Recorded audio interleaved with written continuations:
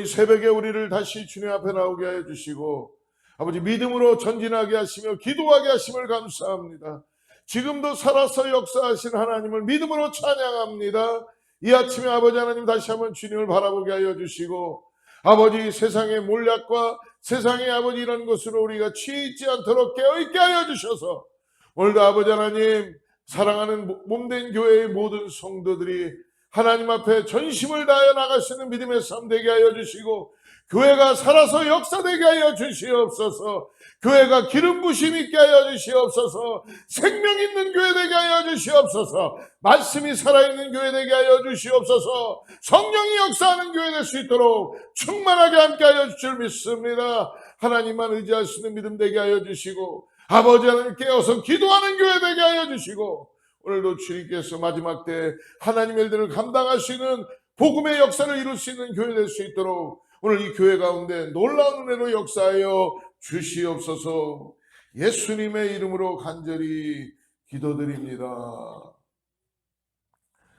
할렐루야. 오늘 요엘서를 봅니다. 구약의 요엘서 1장 1절부터 12절까지 말씀을 같이 합독하고 말씀을 묵상하겠습니다. 요엘서 1장 1절에서 12절까지 말씀입니다. 할렐루야. 네.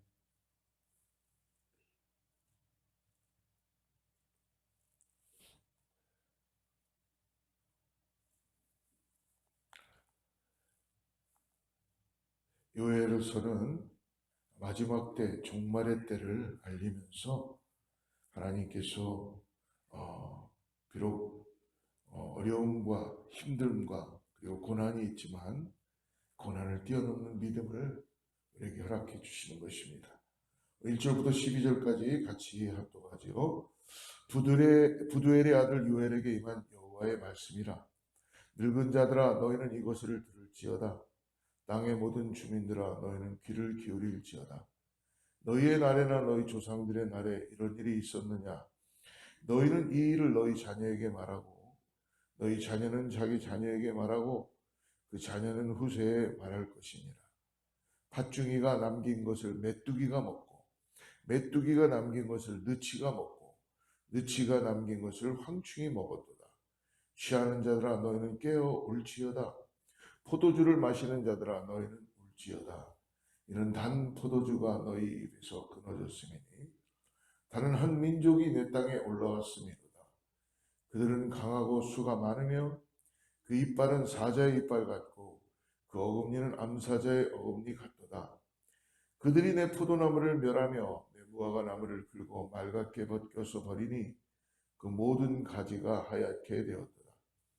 너희는 처녀가 어렸을 때에 약혼한 남자로 말미암아 굵은 배로 동이고 애곡함같이 할지어다. 소재와 전제가 여호와의 성전에서 끊어졌고 여호와께 수종드는 제사장은 슬퍼하도다. 밭이 황무하고 토지가 마르니 곡식이 떨어지며 새 포도주가 말랐고 기름이 다하였도다. 농부들아 너희는 부끄러워할지어다. 포도를 가꾸는 자들아 곡할지어다. 이는 밀과 보리 때문이라 밭의 소산이 다 없어졌음이로다. 12절입니다.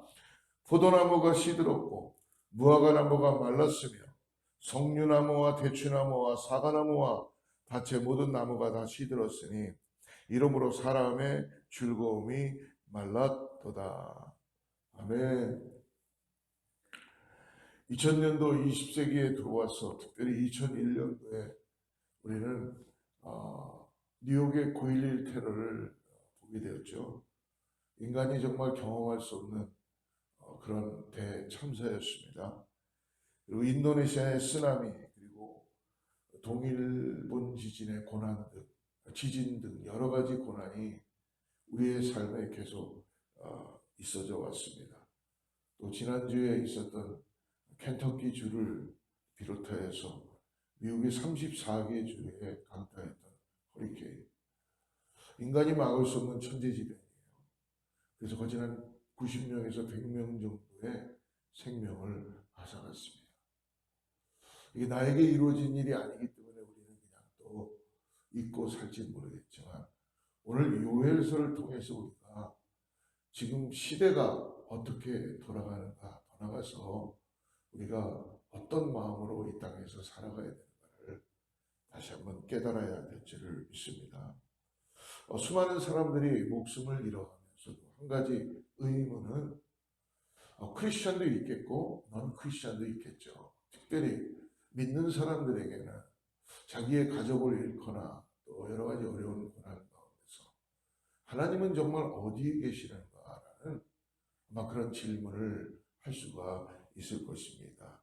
또 세상 사람들은, 믿지 않는 사람들은 고난 중에 하나님께서 아무런 일도 하지 않는데 어떻게 하나님이 계시다고 하는가라고 계속적으로 비난하고 그렇게 질문을 할 수도 있겠죠. 우리가 하나님은 정말 무엇을 하고 계시는 걸까? 나의 삶을 돌아보면서 어찌 질문을 안 할 수가 있겠습니까? 내가 삶에서 모든 것이 다 완벽해야 되고 때때로는 내가 주어진 삶에서 평안과 모든 걸 다 이루고 살면 좋은데 흔들림이 있다는 것이죠.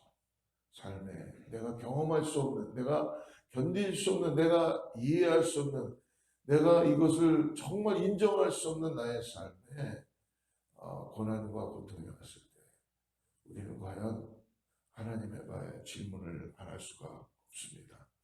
근데 오늘 우리가 말씀을 보면서 여러분 신앙생활의 본질을 우리가 분명히 확증하고 내 마음에 이제 결단하고 이렇게 신앙생활을 해야 될 줄을 믿습니다.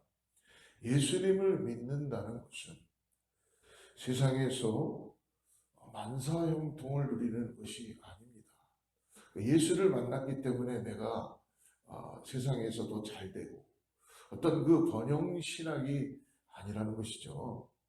그렇기 때문에 구원의 은혜를 바탕으로 미래의 이 완전함을 기대하고 오늘 주님과 함께 삶에서 구원의 그 은혜를 경험하며 하나님 나라의 소망을 가지고 사는 것입니다. 그렇기 때문에 그 과정 중에 주님 때문에 기쁠 수도 있고 주님 때문에 우리가 함께 고난의 시간에, 그렇다고 그리스도인들이 고난의 시간이 있지 않다는 게 아닙니다. 동일하게 주어져요.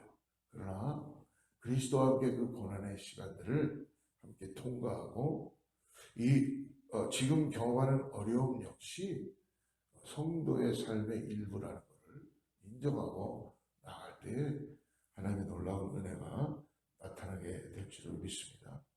그래서 시편의 저자도 고난이 너무 심하다 보니까 하나님께 이렇게 고백하지요.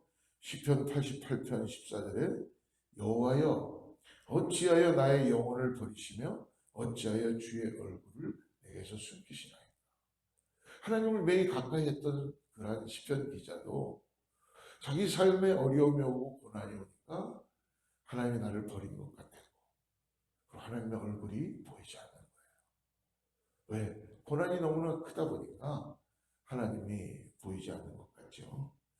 사랑하는 여러분, 오늘 하나님은 항상 우리와 함께 계신다는 것을 믿으시기를 주로 축복합니다.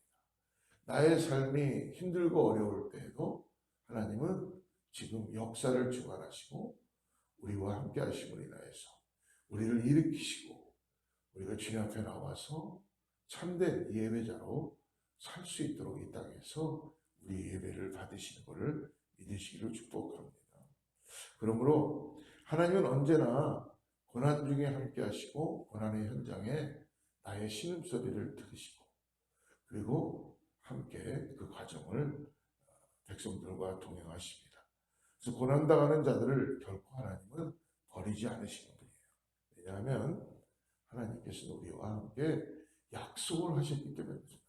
근데 우리 지금 역사가 진행되는 것은 하나님의 약속의 마디마디가 이루어져 가는 거예요. 그래서 우리는 지금 오신 예수 그리스도 그리고 오실 예수 그리스도 그 사이에서 하나님의 역사를 함께 우리가 마디마디 약속을 의지하고 나아가는 것입니다. 그러므로 결코 우리를 떠나지 않으신다는 약속하셨고 우리를 향하여서 나의 아들 나의 백성이라고 불러주시는 것을 이 아침에 믿음으로 바라보시고, 사랑하는 딸아, 사랑하는 아들아, 내가 너와 함께한다 라는 이 음성을, 이 임재하는 하나님의 그 놀라운 은혜를 믿음으로 바라보시고, 어떤 고난이 닥친다 해도 고난 중에 있는 우리 함께 하신 하나님을 믿음으로 바라보시고 나가시기를 축복합니다. 오늘 본문을 우리가 다시 한번 읽어봤죠.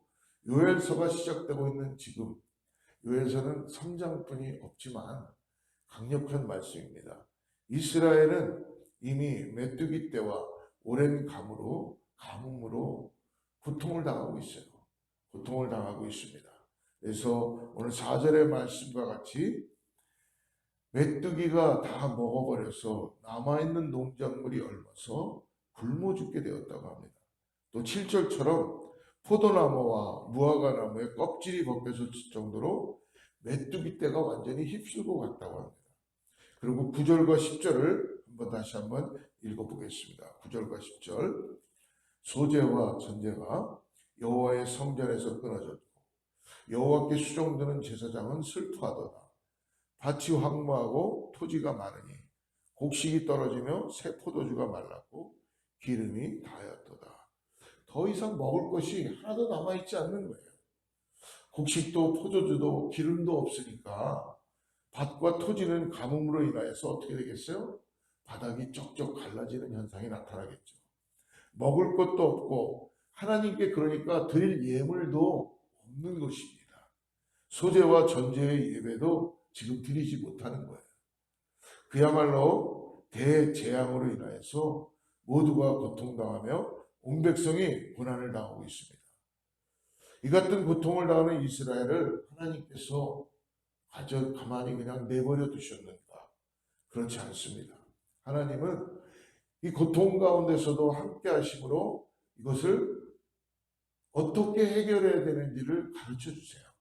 하나님은 그렇기 때문에 전화위복의 하나님이세요. 우리의 생각과 우리의 계획과 우리의 뜻대로 움직여 주시는 분이 아니라, 우리는 재앙인 줄 알았는데 하나님의 계획은 축복이라는 것입니다.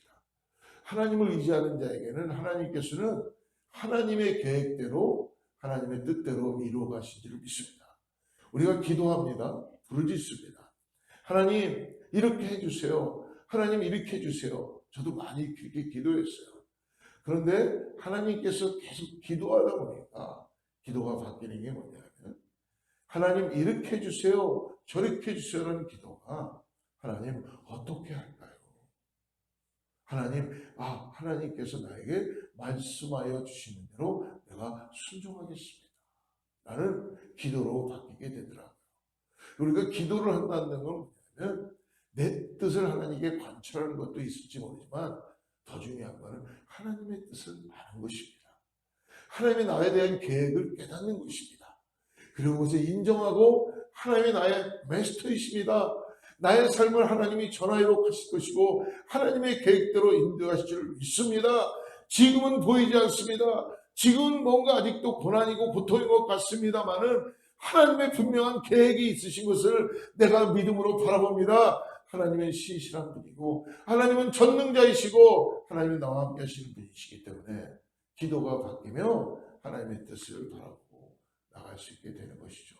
오늘 3절 말씀을 한번 보십시오. 3절 말씀에 하나님께서 너희는 이 일을 너희 자녀에게 말하고 자기 자녀에게 말하고 너희 자녀는 자기 자녀에게 말하고 그 자녀는 후세에 말할 것이라. 하나님은 요엘을 통해서 이스라엘 백성들에게 자녀와 후세에게 이 큰 고난이 있었다는 것을 계속 말하고 알려주라는 거예요. 가르치라는 거예요. 그래서 다시 말해서 뭡니까? 이 메뚜기 재앙과 가뭄을 통하여 이스라엘은 멸망하지 않는다라는 것을 말하는 것입니다. 그렇기 때문에 하나님은 지금 이스라엘의 고통과 고난을 다 보고 계시고 그 현장에 하나님이 함께 하신다는 거예요. 그리고 요엘 선지를 통해서 결코 멸망하지 않을 것이다. 멸망하지 않을 것이다. 절망 중에 희망을 말씀을 주고 계신 것입니다. 하나님이 우리에게 오시는 것은 멸망을 위해서 오신 것이 아니에요. 하나님은 이 땅에 오신 이 성탄의 계절에 우리에게 오신 이유가 뭐예요? 하나님이 심판하러 오신 것이 아니라 우리를 구원하시기 위해서 오신 것이죠. 그래서 예수님께서 십자가에 돌아가시고 우리가 이 땅에서 죄 가운데 있을 때 하나님은 우리를 구원하시기 위해서 친히 당신이 독생자 예수 그리스도로 십자가에서 우리를 위하여서 구원을 선포하게 되신 것이죠. 그러므로 우리가 또 내일이나 모레 함께 이 요엘서를 계속 묵상하겠지만 1장의 후반부와 2장으로 넘어가면 이 문제들을 해결할 방법을 하나님께서 제시해 주십니다. 그러므로 여러분 우리가 항상 우리의 인생 가운데 삶 가운데 잊지 말아야 될 것은 하나님을 쫓아가야 돼요. 하나님의 뜻 앞에 순종해야 돼요. 하나님께서 나와 함께 하시는 그 은혜를 통해서 한시도 한순간도 놓지 말고 하나님이 오늘 나에게 뭐라고 말씀하실까? 하나님이 어떤 경륜을 가지고 이 땅을 인도해 갔을까? 우리가 그것에 대해서 초점을 맞추고 우리의 삶을 하나님과 함께 해야 될 줄 믿습니다. 그러므로 우리가 반드시 기억해야 할 사실은 하나님은 고통과 고난 속에서도 결코 우리를 버리지 않으신다는 거예요. 이것을 믿음으로 바라보시는 겁니다. 하나님은요 결코 자기 자녀들을 버리신 적이 없으십니다. 우리가 고난과 고통에만 집중하여 바라보면서 내 옆에 계신 하나님을 바라보지 못해요. 안타까운 거는 어떤 분들 중에는 고난이 찾아왔습니다. 내가 이해할 수 없는 고난이에요. 인정하고 싶지 않아요. 그런데 지금 나의 상태는 이전의 상태와 많이 달라졌어요. 그러니까 하나님이 보이지 않는 거예요. 근데 이것이 하나님께서 지금 그런 고난과 고통 속에서도 내가 너의 부르짖음을 듣고 있고 내가 너의 예배를 받기를 원하고 내가 너를 치유하기를 원하고 내가 너와 함께하기를 원한다는 이러한 간절한 마음으로 주님 앞에 나아가야 되는데 삶에 해결할 수 있는 문제가 오고 그리고 내가 더 이상 뭘 할 수 없을 때에 하나님을 더욱더 바라봐야 되는 그러한 모습이어야 되는데 그렇지 못하다는 것입니다.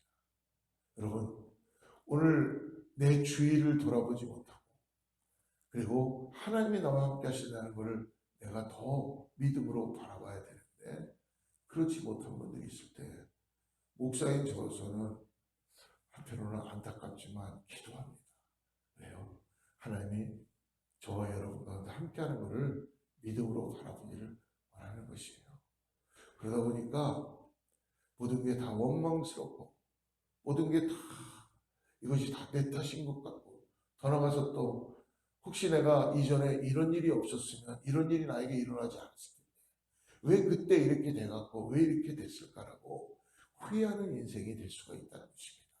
여러분 오늘 나에게 주어진 이 상태는 하나님과 함께하고 있다는 걸 잊지 마시고 우리의 회복은 하나님으로 인하여서 이루어지게 되는 줄을 믿습니다. 한 가지 제가 믿는 거는요 인간이 할 수 없는 그 일을 왜 나에게 허락해 주셨어요? 인간이 할 수 있는 일들을 우리가 이제까지 다 했어요. 다 하면 돼요. 그러나 내 삶에 누군가는 인간이 더 이상 할 수 없는 사건들과 일들이 벌어질 때에 저는 그것이 고난이고 위기가 아니라 저는 기회라고 봅니다. 하나님의 특별한 역사가 있었기 때문에 나를 만나주시고 하나님이 나에게 당신의 손길을 통하여 마스터만이 할 수 있는 전능자만이 할 수 있는 그런 역사를 이루어 가시는 기회라고 저는 봅니다. 그래서 기도하게 되는 것입니다. 하나님을 더욱더 붙들게 되는 것입니다. 하나님의 무에서 유를 창조하신 하나님께서 고난 가운데서도 꽃이 피게 하시고 하나님께서 새 삶을 새 역사를 이루게 하시는 것을 경험하게 해줄 줄 믿습니다. 그러므로 나의 건강의 고통 중에도 함께 하시며 하나님은 나의 가정의 고난 중에서도 함께 하시고 나의 마음과 영혼의 아픔을 지금 하나님은 똑같이 느끼고 계십니다. 그러니 결코 나를 버리지 않으시는 하나님을 기억하고 내 고난과 아픔을 계속적으로 주님께 아뢰시기를 바랍니다. 그리고 도와달라고 기도합시다. 고난과 고통에서 벗어날 수 있도록 나를 잡아달라고 간구합시다. 이것이 여러분 이것이 내 자존심 상하는 거 아니에요. 내가 뭔가 약한 사람이 아니에요. 우리는 연약한 존재들이에요. 하나님이 필요한 존재들이에요.